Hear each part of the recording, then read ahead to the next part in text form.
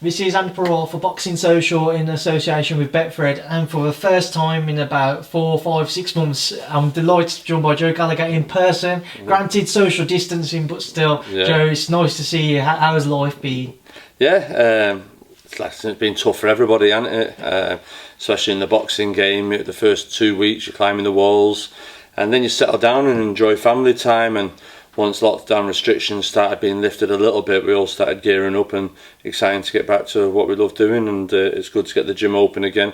As you see today, you come in, temperature checks. I'm training 2 at a time, keeping the distance, and waiting for the board to their next thing, their advice. I think that we can spar now as well as another one. So just adhering to what the government and the British Boxing Board of Control are saying to do. So dates are beginning to happen for the fighters, and the gym's beginning to get a buzz again.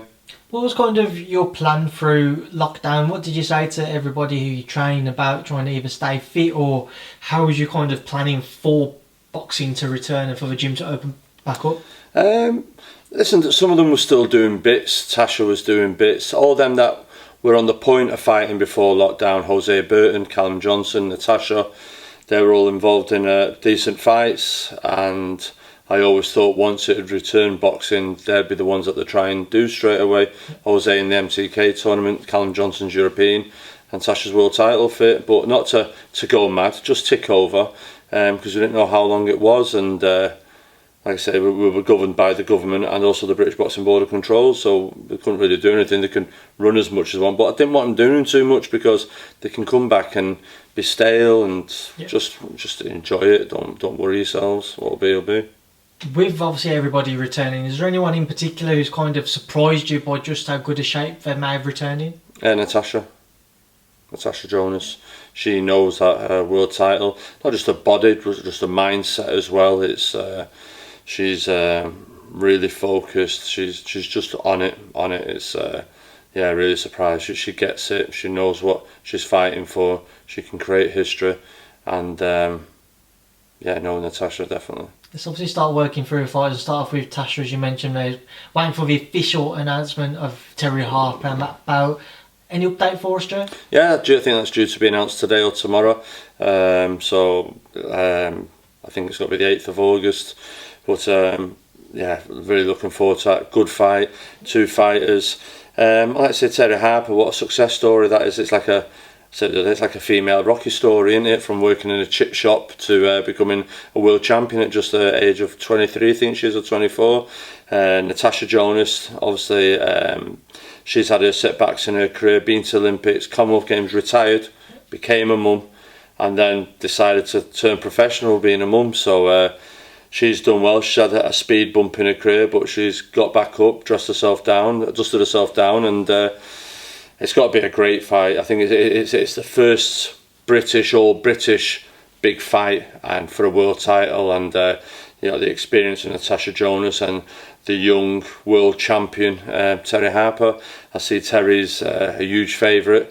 Like I said to Natasha, there's no pressure on you. No one's expecting you to win. They're all saying you're written off. So all the pressure's on Terry. Steffi's done a great job with her, and it's got to be a great fight. And it isn't a case of who wants it most. It isn't that, because as much as Terry wants it, Natasha wants it more. As much as Natasha wants it, I'm sure Terry wants it more. As soon as about who wants it, there's no denying they both want it and want it bad. So it's going to make for a great fight and a fascinating fight, and a huge moment in British boxing. Who do you think will kind of either benefit or maybe struggle more with it being behind closed doors? Yeah, I think it's a good point, that, because certain fighters I know, like Anthony Crolla, he used to love the crowd, loved the ring walk, loved it, made him a different fighter. I used to say, you walk in, watch Crolla spar, or some others, and you think, what is that? But fight night, you turn it on. So some are like that, and then there's others, we've all seen him look great in the gym, but never could transfer it over to the ring. So I think with this lockdown, these first few shows that are behind lockdowns, I won't be surprised that there is a few upsets, that the kids are more comfortable in that environment with the crowd and the pressure. But I do feel both of them. Natasha, she's fought at the Echo Arena. She fought at the Olympic Games against Katie Taylor. She's used to a good crowd. Terry Harper's got fantastic support up there. She's used to a good crowd. So it'll be interesting to see how both of them handle it. I think the main concern at the moment is Adam Smith, because him commentating, and I've heard a few of them say it, they need to put him in the truck because there'll be no one there. And Adam talks loud in commentary, and you've got to have the fighters turning around in the ring and just say, will you shut up a minute, we're trying to fight here. You're talking about my mum, my family, my career and everything else, and we're trying to concentrate. So maybe that needs to be looked at. I think Carl Frampton has said something similar. So I think the commentary team has to be moved from ringside. If there's no one up there, that's just a huge, massive distraction. Go in the truck or do anything, because yeah, that can be a distraction on the night. Daft as it sounds, but it is. Just obviously, whilst we stick to it, we've seen boxing return in the US. What's been your thoughts on their return shows with Top Rank? Yeah, listen, they've done it well. It's just weird to seeing a kid win a title there and being announced, and it's just weird. It's been like watching the football. You're watching, it's got this noise on fans, and there's no one there. So you turn it over, and I've preferred watching it without the noise, so we can hear the players and everyone shouting and that. And I'm sure when it comes to the boxing as well, you'll be able to hear. It's bad enough people say I talk enough in the corner. I know Steffi Bull talks in the corner a lot as well. I think we'll be drowning out anything. That's all people can hear at home. So yeah, it's going to be a weird situation, but the fighters have got to adapt to it, and yeah, we've just got to embrace it and carry on with our business. Let's obviously just start to work through some of the other guys as well. And Marcus Morrison, now, I never actually knew Marcus joined back up with you. I remember when I asked you for some of the guys' numbers for me to get in touch with you, just passed over Marcus's, and I know you manage him, but I thought, oh, brilliant, I'll get in touch with Marcus. And then he told me during the interview, and it was news to me. All right. So I know we didn't interview since, and I forgot to bring you up, but now we're here. Talk to me about kind of Marcus's return to the gym and how it all came about. Yeah, that happened just before lockdown. Like you say, I thought it was just common knowledge. No, Marcus phoned me one day and just had a meet up, and he just said, oh, is there any chance I could come back? I just need a change, just want to come back. And I said, yeah, no problem. I thought Marcus was going to tell me he was going to retire. Do you understand? That's what I thought. But he's like, no, I want to come back. So I said, yeah, of course, the door's always open. The door was open for Macklin, the door was open for Scott Grigg, they all returned. So yeah, don't fall out, nothing to be bitter about. Some people want to go and try something and enjoy it. He had a good time with Pat Barrett, and can't forget that knockout punch in Italy last year. So but he wanted to come back, so he's in the gym, he's training alongside Jose Burton, and we're trying to get him a fight. We were offered the Wellborn fight. Marcus went away, thought about it, and then said we'll take that fight, but I think what Jason Wellborn now's got to take the Felix Cash fight instead, from what I'm hearing. I was a bit disappointed really, because it was a good fight for Marcus, chance to put one of the wrongs right on his record, but I'm sure that's another fight that can happen down the line. There was also talk of Marcus versus Brian Rose, which is a good fight. I think that'd be good if there was a show up here in Manchester, because Brian has good support. Yeah, so he's in the gym, he's training, and we're just waiting to see what happens. Coming up. How much of a surprise was it for you then to hear about Jason Wellborn and Felix Cash potentially facing each other, knowing that previously Marcus was in talks about the possible Cash fight, and he'd love to have had that rematch for Wellborn for a while now? Yeah, I think it was, because I think Jason's coming off a loss, and I didn't think you could fight for a title coming off for a loss, and Felix is a champion. I know in some governors it might be different, so that's why I always thought Marcus would get the job. So, but like we say, nothing's been announced yet, and you never can say never, but that's a good fight, and one that Marcus would love to put the record straight on. Moving away from Marcus, and trying to think who to touch on next to Sony fighters, Joe. Jose Burton. Jose Burton, yeah. Jose obviously caught up with him today. What's kind of the latest in your knowledge on the MTK tournament and when that can return? Yeah, well, like I say, I feel sorry for Ophi, because he went down on the Monday and they were heading to Sky on the Tuesday to do the draw, and it got called off for the fight on the Friday. So it was frustrating since Christmas. I know he's struggling for money because no one's been paid.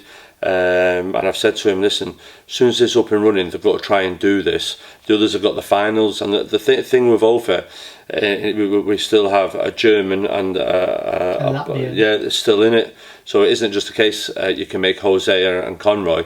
So for him, I said to him, you've got to stay ready, because once this is lifted, they'll look to do this quick. So Ofer's in the gym, he's training, and he knows that's there. But like I said to him, they're not got to pick up the phone off and say, oh, it's lifted and there's 10 weeks notice. They're not. It'll be done within 4 or 5, so you have to be ready. And he is in the gym, he's training, as you're seeing today. And Ofer's always been first kid in the gym, always been the gym rat. I know I've always spoken in the past of your Crawlers and your Quiggs and everything else, but Jose Burton's always been first in the gym. And we were saying that they've been together now like 20 years, since he was an extra junior schoolboy. But he's always been in the gym, training. And I think it was Callum Smith who said to today how mentally strong Hosea Burton is to have persevered with the sport of boxing when he lost to Buglione, couldn't get the rematch, was in the wilderness for a while, still stuck with it. Now he's in the tournament, beat Bob Adjazaf, and he knows he's got the winning of this tournament, and he knows comes through that. If he wins this tournament and he comes through it, he'll have a record of 27-1. That's enough to get him any type of a world title shot, and there won't be anyone more deserving for persevering, because I think a lot of boxers in professional boxing with this lockdown won't come back to the sport, especially at grassroots levels, and your ticket sellers are not selling tickets, and it's got to be hit. But for someone like Ofer who's persevered in a gymnasium where he's seen Callum Smith become a superstar and Crawler big nights and everything else, and he's just stuck with it, and that's a mentally very strong kid, that Jose Burton. It's got to take someone very good to beat Jose Burton after this tournament and in the tournament. A few guys who obviously weren't here today, just get your thoughts on, Joe. Obviously, Callum Johnson. Callum, said he lives quite a way away from a gym, and with hotels that weren't open when gyms returning. What's kind of Callum's plans? Well, Callum he was due to fight for the European. It was originally March, and then it went to April. Then it was Dylan White, Sean May. And then I spoke to Eddie yesterday, and he said, there's a chance that we most probably can do that fight, but we might have to take less money for it. Spoke to Callum Johnson, I'm not doing that. It's such a hard fight. He's a really good fighter. His loss to Kovalev was due to an eye injury. Very good, motivated. And when you're preparing for a fight like that, you want to make sure you get the right sparring partners in. And we were going to bring a couple in from Europe. So at the moment, if we took that for less money, we couldn't get them sparring partners, and there isn't that many tall 6'2" southpaws at light heavyweight about in this country. I think Jake Ball's retired. There's Cody Davis in Wales, but far and few between. Do you understand? It's hard, and you need to get the right preparation. So Eddie said, okay, then that'll be a fight that they'll look at in the next wave of fights that they look to make. So we'll just have to deal with that. But Callum, all the time, I've seen his post with you. He'd fight Canelo. Yeah. He said he wants to fight BTF. He's mad for BTF. Honest to God, there isn't a week go by. I speak to Callum every week, and in that he goes, I see that BTBF's doing that. I see no one wants to fight BTBF. I see BTBF's complaining no one wants to fight him. Tell them I'll fight him. I want that rematch. Tell them. And that's always on about it. And he's always mad. And I think someone said today, Johnny, BTBF's claiming no one wants to fight him. Callum Johnson does. He's hell bent on wanting to fight him.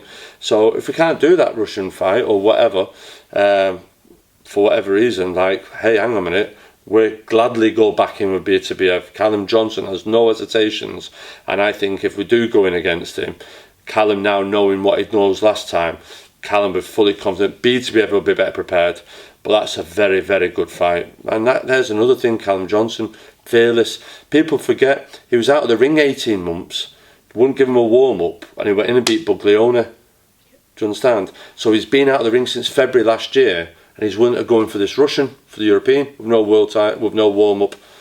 Yet, if they walk into BTBF without a warm-up, that's what he's like. Do you know what I mean? He's just got to give full credit for him and Hosea, the two, for all that they've both been through. They're still there, and they're still in wanting to get in with the best in the world.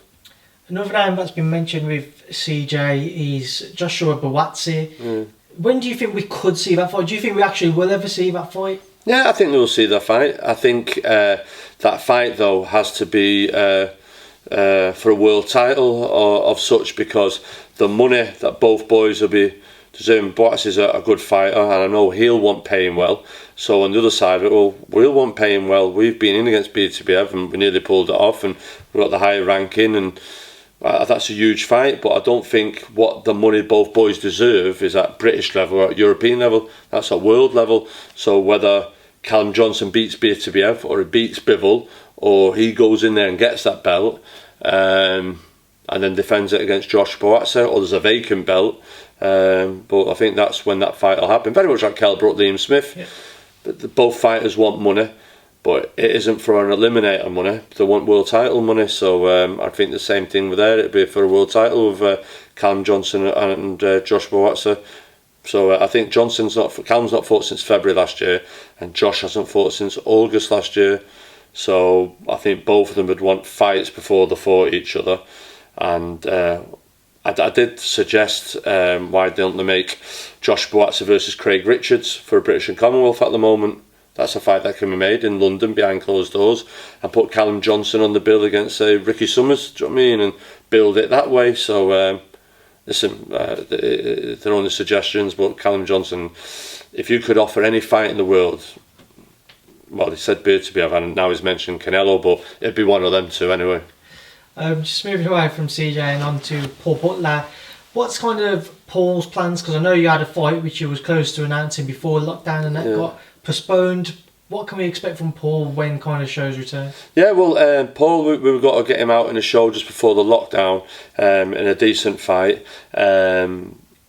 Paul keeps saying to me, this Purewal keeps shouting him out and dogging him out on social media, Twitter. So I've said to Paul, I said, well, I'll ask Eddie Hearn to make the fight. Put it to Eddie and said, trying to make him Paul Butler versus Purewal. And Eddie said to me, you lost the plot, are you having a meltdown? I went, no. He says, don't be silly. And I went, Eddie, I said, regardless, Purewal's fought for an IBO world title. He's won 5 or 6 on the bouts. He's only lost once. He's calling Paul Butler out all the time on social media. That's an easy fight. I know Sky have said, oh, that'd be a good fight, it'll do well for our digital whatever, and there's a good cop, bad cop story there, so I've put it to Eddie, but Eddie just sort of like laughed me out of it, so there you go. But I thought that was a good fight that would get people tuning in to watch, so yeah, so we're just waiting to see now, like you say, with the lockdown, and see what happens, or maybe like something might come with this, do you understand? You just never know, but I thought it was a good fight for people. In the meantime, and like I say, Paul Gray's just been beat now. He was number 2 in the IBF. Paul was number 3. He got beat the week before last, so hopefully now being onto the IBF, get Paul into that number 2 position and get a world title final eliminator. Yeah, we'll see what happens with that. I mean, just with Purewal, he's a bit like Marmot. People either love him or hate him. I've never seen him, to be honest. I don't know much of him. It's just a name that I keep hearing. So Butler goes, Patel's on social media digging me out. I'm like, who is it? And he says, oh, Paul got crab or something like that. I have seen his record, but I've not seen his fights, because I thought when people like mention, I'll go and have a look. Then I've seen he lost to a Banquez for the IBO world title, and then he's had 4 or 5. He's always busy. I don't know who he's with, who manages or promotes him, but he's always fighting every month all over Europe, all over the world. So I don't know who's backing him, but yeah, and then like Paul said, he's been dogging me out on Twitter or something like that. So I was like, right, I said, well, do you know what? Just as a right one of them, I'll just throw it out there. I said, Eddie, did you fancy making like Butler-Patel? And he said, are you having a meltdown in lockdown? Like, I'm like, no, he says, I'm getting really serious about you. So then I said to Eddie, I know you're sat there going, oh, that's a good idea. But he never came back on it. But listen, it was worth the punt anyway. Do you know what I mean? Especially in lockdown anyway. So there you go. It was just a fight that had caused a bit of interest. Get Paul's name up there and ready before he goes for his world title charge. Moving away from Paul and on to Sam Hyde, another man who wasn't in today. What's kind of Sam's plans moving forwards? Sam at the moment, Sam's into the settee business, making sweets, isn't he, for gyms? That's where Sam, fair play to Sam. Sam's always been switched on to make money. He has his own gymnasium. He did very well in the lockdown with these Zoom classes that he's been doing at the Nowhere to Hide gym. And yeah, he said to me, he said, listen, I won't be in the gym for a bit. I've got to get my businesses up, back and running, and I lost behind the money. He was paying people wages, furloughing them and that. So he's gone away and getting all that up and done, and he's making settees now that come with gym equipment inside it or whatever. I don't know. He should be on The Apprentice, Sam. So yeah, so he's doing that, and we'll wait till lockdown's over and get him back in it, and we'll see where the land lies for a British title. And he'd love to do a Juma rematch, and yeah, we'll just have to wait and see. It's a good packed division, that cruiserweight division, and he's acquitted himself both times well in a great fight, which I think, not being biased because on my show, but Sam ID and Juma's right up there, one of the fights of the year up to now this year. And yeah, maybe we might do that again for the vacant British, but Sam's away at the moment, just doing that. But he is training and ticking over, but there's no need to have him in the gym at the moment. One name which I'm just randomly throwing out there, just come to me, somebody who was in the Golden Contract tournament and is now moving up to cruiserweight, Stephen Ward. Would you be interested to see Sam versus Stephen Ward? Or? Yeah, that's a good fight. That's a good fight. Like I said to you, it's got a great division, that cruiserweight division now. All young kids, all willing to fight each other. Stephen Ward's not afraid not to fight nobody. That's a good fight, do you understand? So, yeah, whoever. Do you know what I mean? As you see, Sam's been over college, you know. Yeah. Doesn't matter. Sam's a fighter. And you've got to be able to beat these kids if you need to progress. Moving away from Sam and on to the Smith brothers, and the two that we're in today, starting with Liam. Liam was obviously, previously had the talk of Brooke, and that kind of went dead, and now talk about Jesse Vargas, which has started to kind of gain a bit of traction, a bit of momentum. Do you think it's likely we will see Liam versus Jesse this side of 2020, or do you think we'd go into next No, year? and if it was this side, I think it'd be like November time. Yeah. I don't know how it's got to work with the lockdown with America and all that stuff, but yeah, I can't say. I had a chat with Liam. I said, if an opportunity to come up for you to fight Triple G, would you take it? He went, yeah. I said, because Canelo's not fighting Triple G next. I'm sure Triple G will be looking for opponents. I said, would you ever fight Triple G? He went, yeah, too, right, Liam. How can I ask Liam would you fight Triple G when he's been in with Canelo and Jamie Mungai? Liam's like fearless, isn't it? And like looked at me as though like Eddie said, he losing the plot. I said, no, I was just thinking out there, Liam. Do you know what I mean? If them opportunities were offered to you, do you know what I mean? You in a Triple G fight, it's a good fight. Do you understand? It's a good fight. Styles gel well, everything else. I said, would you move up to fight him? Because at the moment, you're two, and Texera's got to have this, so it could be a long time before you get whatever. The Brooks not happening. The Vargas fight may or may not happen. Do you know what I mean? I says, but if that like a Triple G, or I forgot who else I said. Said came on and said, do you want it? Would you take it? And he says, yeah. And I said, I don't look after him. It was just a general conversation we were having, and he was like, yeah, I'd love that fight, that Triple G fight. Do you know what I mean? And I'm like, right. I say, because like Liam said, he says, I'm not getting no older. I want the fights, and Jesse Vargas is a good fight, but it's not a Triple G fight, and all the other light middleweights are all tied up and promotional deals, but that Triple G fight's a fight that could be made. What do you think of that? I'd certainly look forward to it. That's a massive curveball, isn't it? You know what I mean? So it's just like I say, I think all the fighters at that stage, like Callum Johnson, they just want to fight the biggest and the best. Do you know what I mean? And that's what Liam wants to. And like you said, he hasn't got to be chasing Kel Brook or anything else. Kel hasn't got anything that he needs. Do you know what I mean? And it'll be way next year before he ever gets the world title shot in it, where he is ranked at the moment. And yeah, so you've got to start thinking about, well, if certain opportunities presented themselves, would you take them? And it was just in discussion, and he said, yeah, I'd fight Triple G. So that was one. I think Eubank Jr. was another one. He said, yeah, I'd fight him. So it's just them type of things. Eubank Jr. would be an interesting one. Is that something that you and Liam have spoken about in not necessarily in depth, but had a few conversations about? Or? No, it was just a conversation when we've come back into the gym, and when do you think you'll be out, Liam? Or don't know, they're on about this Brook and all that and that. And I said, oh, because he's light middleweight. I said, what's the opportunity presented itself at middleweight?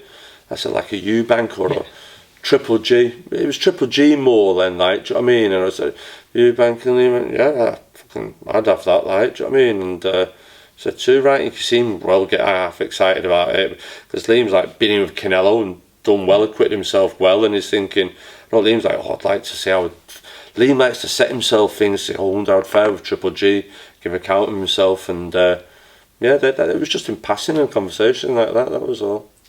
Moving away from Liam and on to obviously Callum. Callum previously was speaking about the Canelo fight. Billy Joe seemed to have had that one ready to announce before lockdown, and now it's all kind of up in the air. And with regards to just Canelo, names coming up now are Sergey Derevyanchenko, Anthony Durrell and Willie Monroe Jr. What are your thoughts here of those names as possible opponents for Canelo, knowing that obviously Callum and Billy Joe were previously negotiating with him? Listen, they've got to make the fights because they're stateside. They can't make fights for you Brits while there's lockdown and restrictions and stuff like that. So, listen, Canelo, he wants to fight, don't care who. Obviously, he can't make the plan or the Benavidez fights through being with different promoters and whatever. And I think Canelo said once he'd never fight a fellow Mexican. I think he said that about the Mungai fight. So, I don't know whether he would fight a Benavidez or whatever. I don't think he would. So yeah, it doesn't surprise me, them names for him. That's what he does, and I see Eddie saying that he'd like to still try and make the Billy Joe fight, but I'd like Eddie to still try and make the Callum Smith fight as well. So, but like you say, we've talked about as well about Callum possibly moving up, and come on, Callum, should we just go for it? Let's go and call that B2B out, and let's just go for it. We're like, do you know what I mean? We know him well. Callum Johnson's been in with him. And let's give it a go. There's no shame. What you got to lose from that? It's just a game. You've not got to lose nothing from it. And I do think you can beat him. Do you know what I mean? So that's a fight. It's interesting. These discussions happen when we've come back and thought, what do you think and everything else. Yeah. So like with Liam Triple G and Ophi and Paul Butler-Patel and Callum and BTBF was one as well. Like, do you know what I mean? And at the light heavyweight, they've got a tournament going on, and everyone recognised BTBF as the number one. And there's a Pascal there. Callum Johnson mentioned Pascal. He does fight Pascal. Callum Johnson does fight anyone. So and Callum went, that'd be BTBF if we moved up, because it's hard to make them big fights, isn't it? Do you know what I mean? So. Right, we might have to roll the dice and just go for it. And imagine if it was announced like Callum BTBF, that's a huge fight in world boxing. I mean, so we'll just have to see now how the land lies and how these fights can be made. So we'll just see. Moving away from the Canelo talk and just with Callum, what kind of do you see happening with his career for the coming 6 to 12 months? Is it is it just a matter of he has to have a big fight at super middleweight? If not, then he's moving up to light heavy, or? Callum's always wanted the unification, and at the times when I've said to him, I'll move up, and he's like, I want to be undisputed, I want them fights, but they're not very hard to make. I think there's more chance of Benavidez v Plant, the winner of that, than fighting Callum or whatever, so that'll be taking a while, and it's just sitting there. So that's why I say to Callum, let's do a defence of your title. You've had your mandatory with John Ryder. Let's do a voluntary defence. It's like Canelo's picking a name there just to get back going. You pick a name, defend your title, and then let's look at it from there. Deal with your mandatory, whoever that is, or move up and let's fight a Bivol, a BTBF, or a Pascal, whoever. Do you understand? So if they can't be made, and like you said, there's Gilberto Ramirez up at that weight division as well, which is a good fight for them. So. Like I said, we'll just have to see what Eddie Hearn comes back with, see what's out there. Why do you think it is that it seemed to have been so difficult to make unification fights at 168 for quite a while now? I just think with especially different promoters, different TV networks, it's just hard. It's just one of them things. It's hard, isn't it? So. Politics, but when you see fights that can be made and talked about in the past, and Mayweather Pacquiao and Tyson Lennox Lewis, and they all can be made at the end of the day. It's all about the money, and everyone's sitting around the table, and a demand. There's huge demand for them fights, like there is with AJ and Tyson Fury. There's huge demand. It's creating that demand. So this lockdown hasn't helped, but I think what all the champions want to do is get out, have a fight, and just obviously continue there, Joe. Moving away from Callum and onto a few other things I wanted to get your thoughts on before I do let you go. Obviously we saw Sam Eggington down here training today and sparring with Liam Smith. Sam's been spoken about with Ted Cheeseman. When that does get the green light, what are your thoughts on it? That's a very good fight. It's a very good fight. Listen, Ted Cheeseman had the loss. Lost to Fowler. But he's an improving fighter. He's had issues. He's an improving fighter. Good boxer. Started using his feet a lot more. Sam Eggington. Listen, one tough man, Sam Eggington. We know him very well. Tough, had great wins. Frankie Gavin was a fantastic win. Lost to Liam Smith. Come back again. And that's a very, very, very good fight. I just feel that Sam Eggington, when Cheeseman, Ted stepped up, he lost to Fowler, lost for the European. I do think Sam Eggington might just have a little bit too much for Ted Cheeseman. But they say we can't write anything off, but it's a really good fight. It's a hard fight. It wouldn't be surprised me if Ted won. Do you know what I mean? It wouldn't be a shock. But from what I see of Sam and how he can raise his game on the night, I just fancy Sam. Another fight which has been spoken about is two of Callum's past opponents, Rocky Fielding versus John Ryder in what would be a rematch. What would be your thoughts if those two had about 3 years on from their first clash? Yeah, it was a good fight. I think there was calls for a rematch last time it happened. I think it was it a split decision? Yeah, split decision last time. It was very cool, but I understand Rocky got the win, got the nod, and he wanted to move on, and he has done. Do you know what I mean? He got the Canelo job, and John Ryder was in the wilderness a little bit. I think John fought again then and got done on another close fight. I can't remember who it was. It was Billy Joe, was it, or before that? Anyway, but he just wants him to get in the rub of the green. But I think no, that'd be a good fight. Listen, Rocky's progress, fought Canelo. Listen, a little bit in the wilderness, not much happening. John Ryder acquitted himself very well against Callum Smith. Hugely confident, a lot better at the weight now, and that'd be a very good fight as well. So John would be after revenge. Can Rocky beat John better than he beat him last time in a split decision? It's a good, fascinating fight, and it's a good marking time fight for both of them to put themselves back in the picture, to become a mandatory for whoever's out there. It's a very good fight if it was to be made. Moving away from that one, Joe, final thing. We obviously, about a week ago, we had the announcement that Anthony Joshua and Tyson Fury had agreed to a 2-fight deal, or agreed financial terms to a 2-fight deal in principle for 2021. When you heard the announcement, Joe, what was your thoughts on it? What did you take away from it? Yeah, it's just an agreement. There's nothing. There's hurdles to overcome before. It's exciting. It's great that there is some type of willingness for both of them to fight each other. And listen, they're both fighting men. And you see Tyson Fury's never ducked no one. Do you know what I mean? He went to Germany 2015 and took the belts of Klitschko originally first time round, and I still don't think Tyson Fury gets the credit for that win, which was a fantastic achievement. Then he's done what he's promised. He'd come back and become world champion and beat Deontay Wilder. But I do feel the Wilder third fight for Tyson, I think Tyson will, although Wilder will be more motivated. I think Tyson does him again.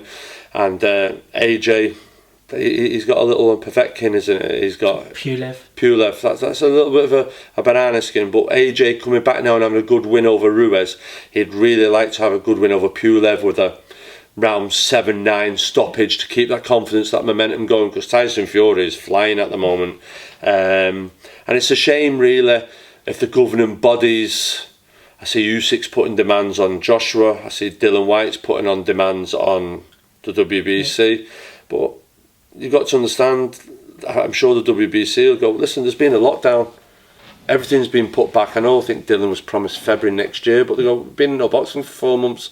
So we've got to let this go. It makes the most sense. You get to fight the winner of it or whatever. And I think Dylan was involved in a final eliminator with Luis Ortiz and pulled out of it or something like that at one point as well. So they could say, well, you would have offered that to become mandatory. So listen, it's frustrating for Dylan. We've been there with Callum Smith, but AJ, the intentions are well, but there's a long way to go yet before we see that fight happening. There's obviously, we've seen over social media some people and some rumours that Fury could well be lifted to franchise champion. Has been talked about. What would be your thoughts if, say, Tyson was to become the franchise champion and he was to face AJ And AJ, if he held all of his belts still, do you class that as an undisputed fight, knowing that if AJ was to win, obviously he can't win the franchise title? I can't talk on Tyson's behalf, but Tyson isn't about franchises. Tyson's got the main belt, WB's rule. He's the Gypsy King, and he wants all the belts. He don't want no franchise belt. And Dylan White, like Usyk, are all going to have to wait while this fight plays out. It's the biggest fight in the world to happen at the moment. Well, in the UK. And the time it grows attention, whether it be as big in America as what we think it will, I don't think so. But it's a huge fight, and we've got a chance of having history of the two Brits being undisputed. And I think, as frustrating as it is for Dylan and Usyk's just had one pro fight. He maybe can get a couple more ready for the winner. And Dylan, you go and fight. If Tyson beats Deontay Wilder, you fight Deontay Wilder in the meantime, or on Ortiz. Do you understand? But just let that fight happen, and then go and pick the bones up after it, do you understand, and see what happens. But it'd be a shame if it didn't happen with all the belts. Who do you think's a tougher fight for Tyson Fury, the Deontay Wilder trilogy fight or AJ? Tougher? Yeah. I think he's broken mentally, Deontay Wilder now. It's how he comes back from it, Deontay. And he always carries that one punch power. AJ, his footwork that he's brought back, his jab, power. Psychologically, Tyson will be looking like they're both equal. I can beat the pair of them. Tyson will just think I'll box rings around him, I'll just do a number in him like I did last time. He's been beat already, damaged goods, I can beat him. So in Tyson's mind, he must think they're as equal as each other. Toughest from my point of view. I wouldn't say toughest, but I think the more pressure would be the AJ fight. The time that's built up and marketed and everything else, that'd bring an extra little bit of soul type of cold pressure. But we've seen with Tyson, he just fought off a duck's back. Klitschko, Germany, Deontay Wilder, carrying in on the throne what he says he does. I think the pressure will be a lot more on AJ for that fight than Tyson Fury.